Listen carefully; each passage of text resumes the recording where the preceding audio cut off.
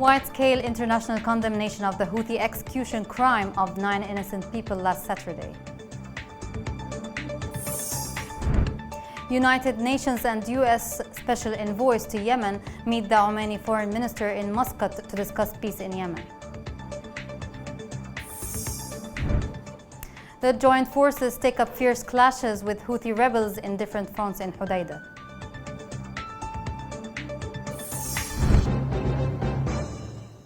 Welcome to Yemen Today TV. This is the English news with me, Rana Swaylam. The European Union condemned the execution of 9 people, including a minor, by the Houthi rebels in Sana'a last Saturday. The European Union urged all parties in Yemen to cooperate with the United Nations to ensure justice for all. Meanwhile, the French ambassador to Yemen condemned the execution carried out by the Houthi rebels. He confirmed that the violations committed in Sana'a are against human rights. More details on the story is within this report. The Iranian-backed Houthi militia on Saturday publicly executed 9 civilians by firing squad.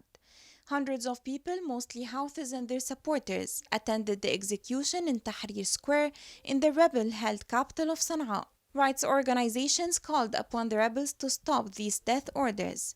Some activists described them as an execution for the whole Tehama, the place which has been subject to historical, political, and social discrimination over years. A Yemeni writer said that the execution of 9 innocent people from Hodeidah after being kidnapped from their houses is a horrible crime perpetrated by the Houthis. The 9 were among more than 60 people the Houthis accused of involvement in the targeted killing of Saleh al-Samad in April 2018. They were charged with spying for the Saudi-led coalition, which has been waging war against the rebels for years in an effort to bring back Yemen's internationally recognized government to power.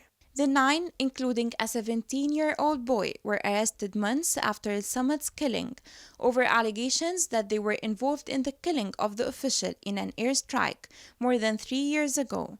They were held for months in undisclosed places where they suffered inhumane treatment.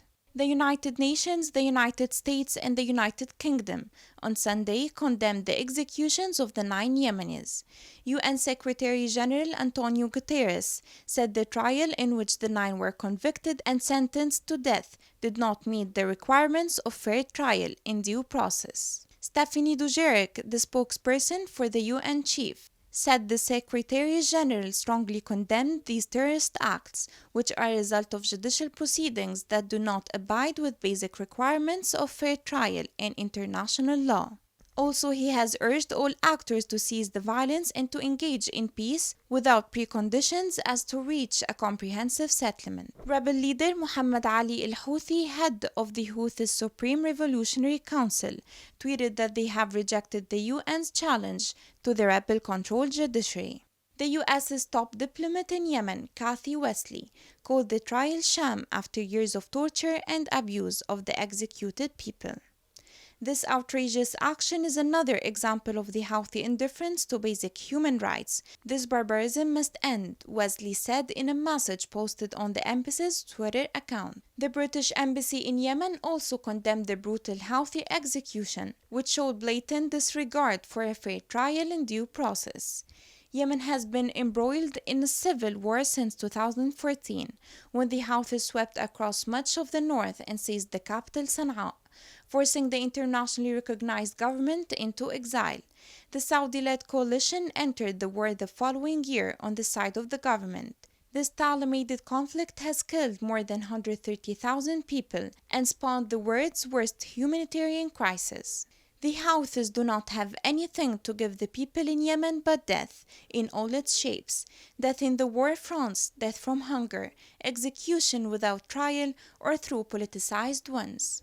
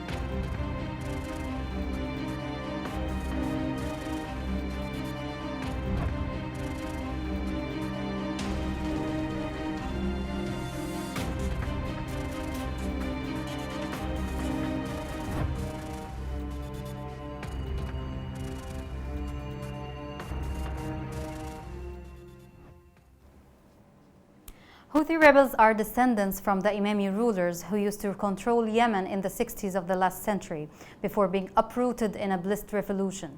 They want to revive back their Imami ruling in Yemen in a time of civilization. A deeper look at Houthi sectarian nature is on this report. Their dream is imposed on everyone in Yemen. The Houthi rebels are trying to revive back the rule upon people. For that end, they subject the whole country to a ruthless war that devours Yemen. The Houthis have their own way of thinking that is related to ultra-dogmatic beliefs, which center on the claim that they are related to the family of the Prophet Muhammad. From this particular point, all the conflict in Yemen can be summarized. In the early 90s of the past century, the seeds of the group became clear. They formed the movement that was so called Al-Shabab al-Mu'min, or the believing youth. This group voiced complaints of a claimed marginalization in which Zaidi people in Yemen were living in. Zaidi people are those who claim that their family tree extends back to one of the Prophet's grandson. Their dogmatic thinking can be said to be a Shiite one, but in a simpler form. Their slogans were political. The Yemeni state then was flexible in dealing with them.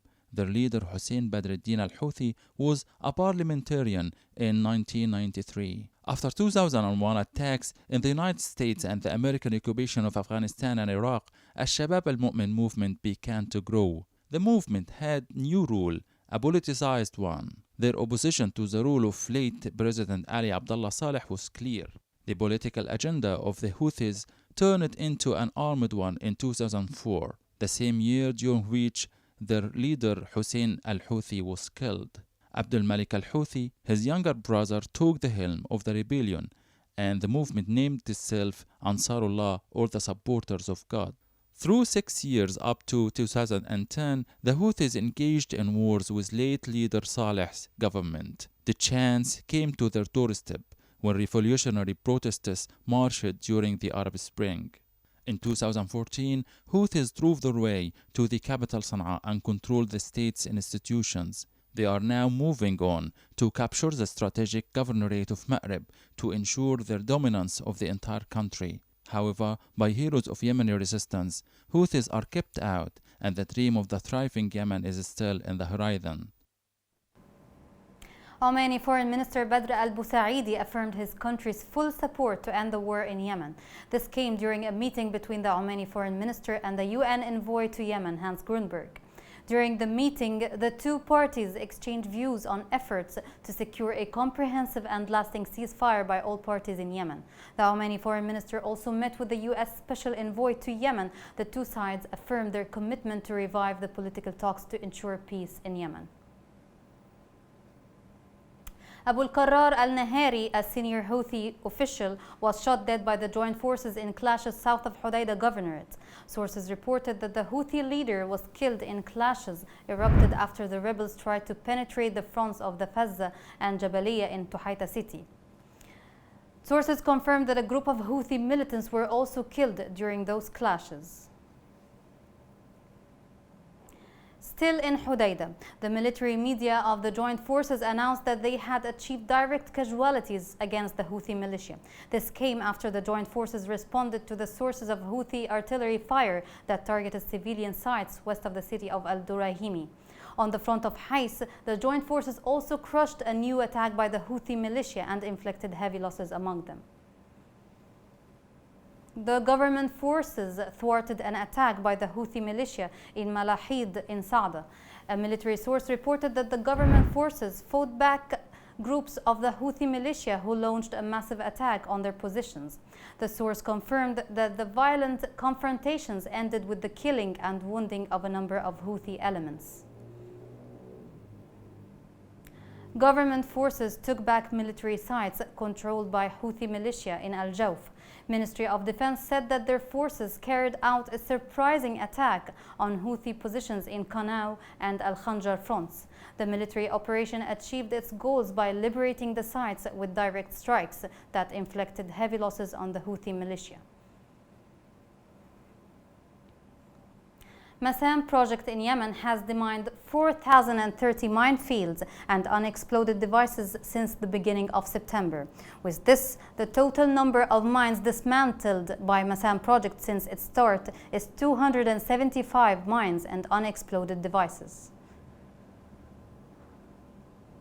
To Al-Dala, Houthi militia continues a mobilizing campaign to celebrate the anniversary of its military coup against the Republican regime. Houthi militia obliged tribesmen to choose between joining the ranks of its fighters or pay donations. The militia takes advantage of sectarian occasions to launch massive campaigns to levy money from people, especially opponents. Coming next. Yemeni students abroad continue to suffer amid irregular payments.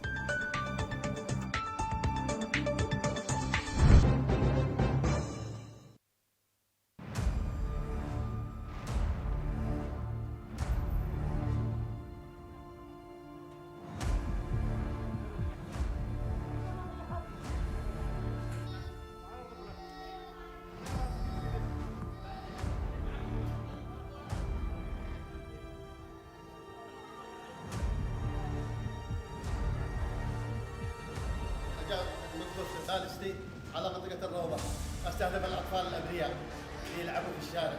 بيدعي السلام يقولوا السلام يقتل أطفالنا يقاتل أطفالنا الأبرياء. أنا قلت افتجعت ولا قلنا يقع واحد صاروخ ثاني طلعت البيت حقنا عشان ألعب أنا وأصحابي والصاروخ الطرح. Welcome back. In recent years, the conditions of students abroad have worsened. Sit-ins and vigils have escalated due to the delay to pay their financial dues, which has affected their educational aspect and their family stability, especially those who are accompanied by their families. The following report sheds more light on this topic. The Yemeni authorities allocate $13 million every 3 months for students on scholarships in 32 countries around the world. A bachelor's student receives $1,800 every 3 months, compared to $2,100 for a master's or a PhD student. The allowances for Yemeni students were not delayed more than a week or two until 2014, according to the documentation of the investigation prepared by reviewing remittance data issued by the Yemeni Ministry of Finance. However, since mid-2015, the delays gradually increased, reaching 1 month and then up to 6 months in 2017. The General Union of Yemeni Students Abroad intends to launch a new phase of open sit-ins in protest against the Ministry of Higher Education's irregularity in dispersing students' financial dues. This comes as a protest against the irregularity of the Ministry of Higher Education in the legitimate government in dispersing financial dues to students over the past 5 years and its impact on the progress of their educational process.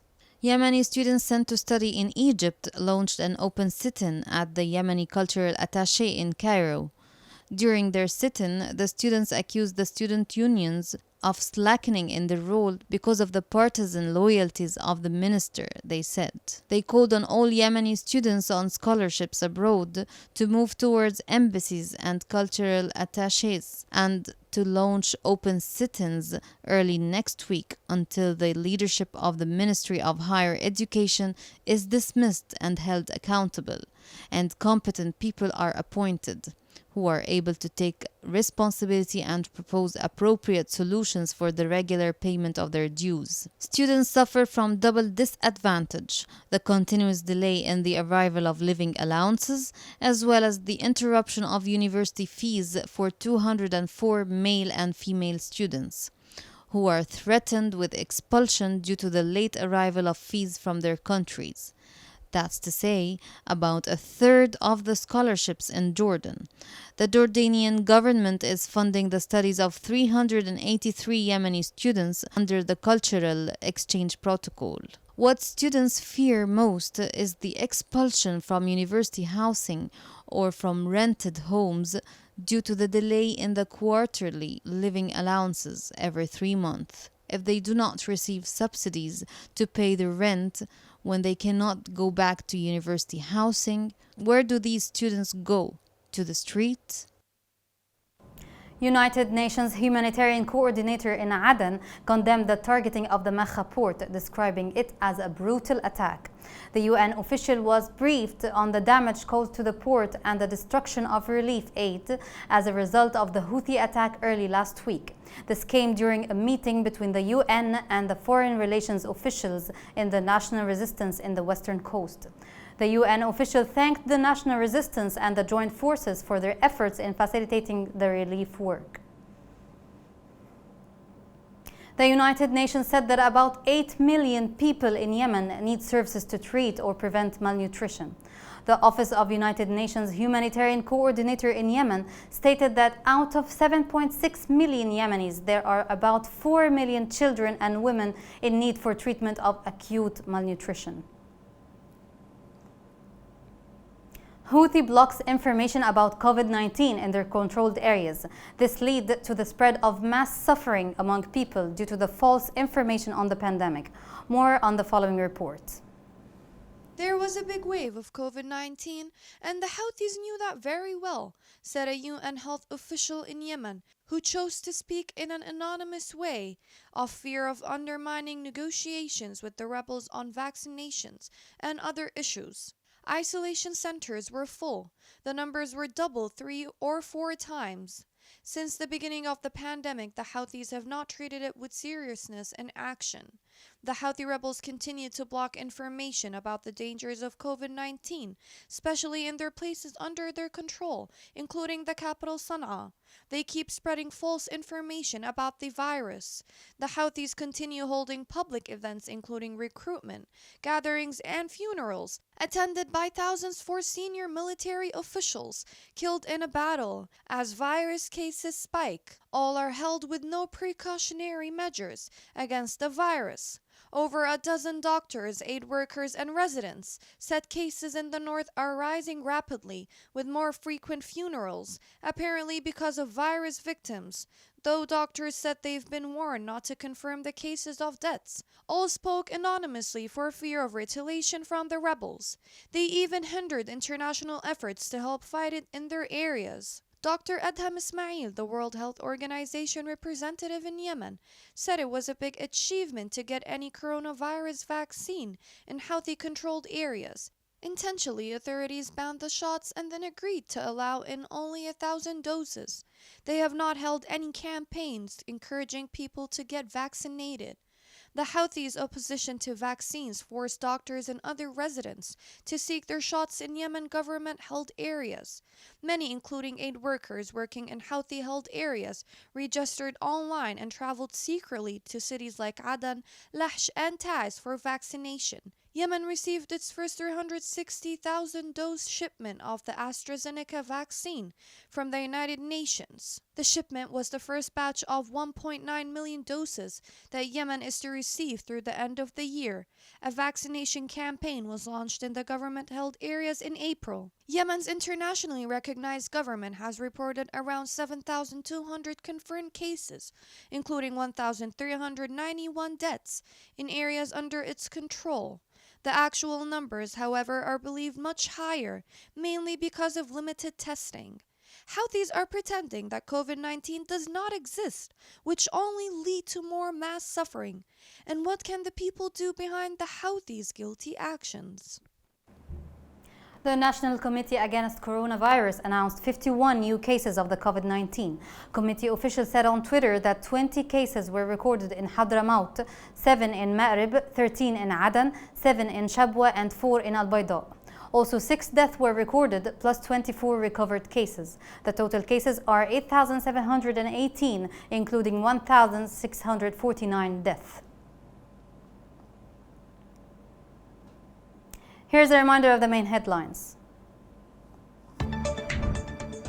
Wide-scale international condemnation of the Houthi execution crime of 9 innocent people last Saturday. United Nations and USA Special Envoys to Yemen meet the Omani Foreign Minister in Muscat to discuss peace in Yemen. The joint forces take up fierce clashes with Houthi rebels in different fronts in Hodeidah.